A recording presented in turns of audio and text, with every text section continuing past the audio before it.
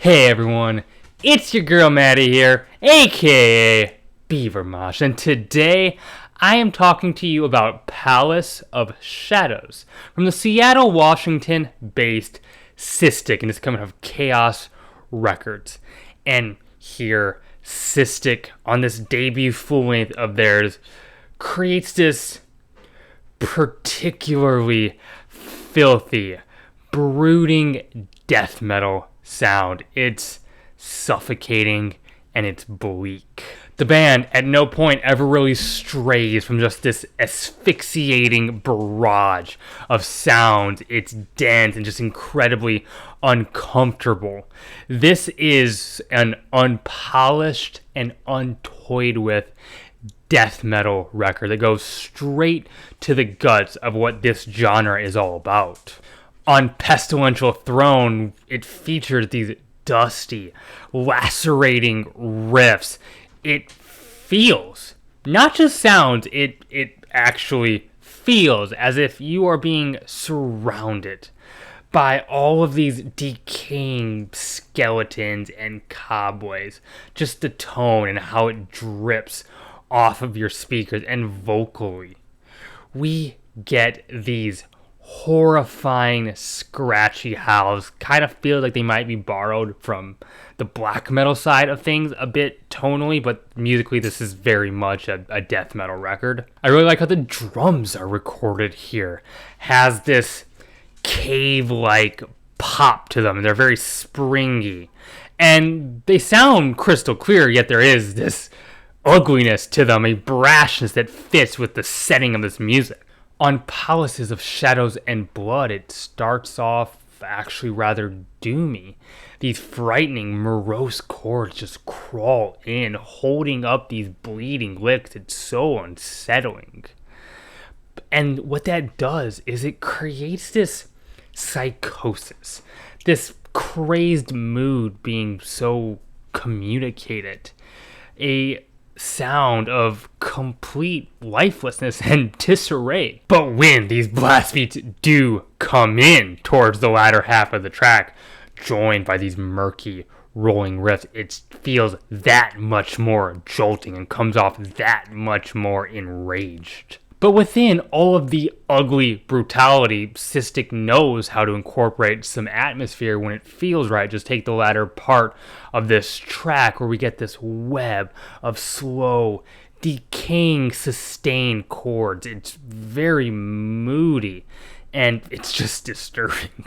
On Duly Drown, these ravaging tremolos are played with such an alarm and a violence. And when joined with these skipping drums and the ferocious fills that are included with that, the band is able to create so much momentum and make that sound easy. The way everything is recorded here, including the vocal stylings, it all feels so corrosive. Everything is bathing in pure toxicity, and the bass plays a vital role here, and I have to talk about it. Not just providing this very muscular sound and feel to the music, it definitely does that, but there's also these quick little fills from time to time where they build suspense as the mix kind of focuses on the bass for a measure or a bit. It's just a cool little touch. On Stygian Deeps, you begin to feel Cystic's real knack for dense, pulverizing textures, just the way the guitar and the drums, their interplay rhythmically. It feels like if you're being buried. The solo here definitely rips, but there is a dissonance and a screech to it to match the overall album's abrasiveness. And then the riff on this bridge, ooh, let me tell you, it's circular, it's grimy, it's very chromatic, just an excellent piece of death metal writing right here. The hop of Core of the Maelstrom is just so infectious, especially with this gurgling bass groove that is very audible and clearly holding this up. The guitars have a dark flutter to them, paired with these unhinged drum fills, all resulting in this super gnarly rhythmic complexity, as if you're being thrown around everywhere and you just don't know where you're being hit from. You can sense the vocalist getting into character, really getting into the mind of this undead figure with these putrid shouts. It's absolutely nauseating. On Nebulous Legion of the Somber Sea, I'm all in on these very forward, laser-focused guitar lines, and I really enjoy how they are contrasted by these frenzied drum fills. It feels like it's all gonna collapse, but it doesn't, and it's super impressive. The guitar riffs here are actually subtly melodic.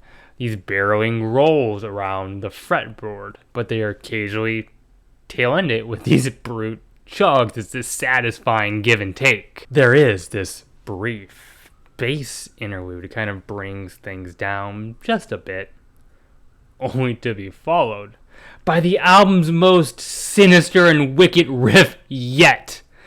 It gets me every time how they do this. And as the title of the track suggests, it's quite somber.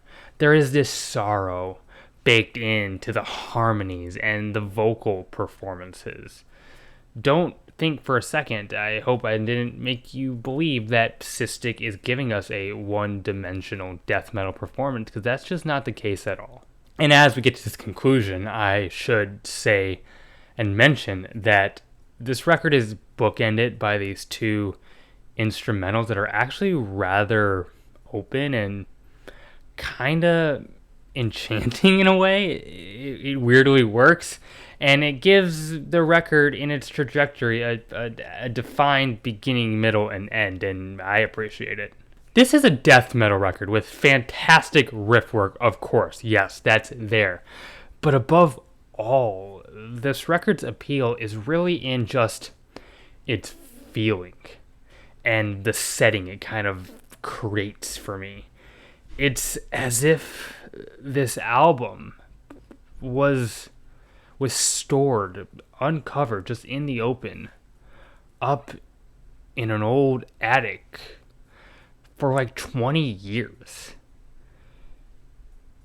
Depending on what region you live in, you might want to check it for poisonous spiders before you kind of dig your hands into it. It's been up there for a while. This band knows how to progress a track forward with varying textures and levels of density and changes in speed and mood, and it's never boring, even with its more sparse approach. For fans of just nauseating, grotesque, old school death metal with ample amounts of brutality, this is definitely one to get on your radar. Do that. And hey, that kind of concludes this review. Those are my thoughts. If you enjoy what I do, hit the like button. It really helps. It'd mean the world to me if you'd consider subscribing. Leave a comment. I really enjoy getting to engage with those. I have a Twitter you can follow, and I have a Patreon now. No pressure to give, but I will begin to start offering exclusive content to those who support that way. Just a way to make this more sustainable. Once again, I don't expect anyone to feel pressured, but it is an option. And hey, you right there, keep it metal. My name is Maddie, aka Beavermosh, and I am signing off.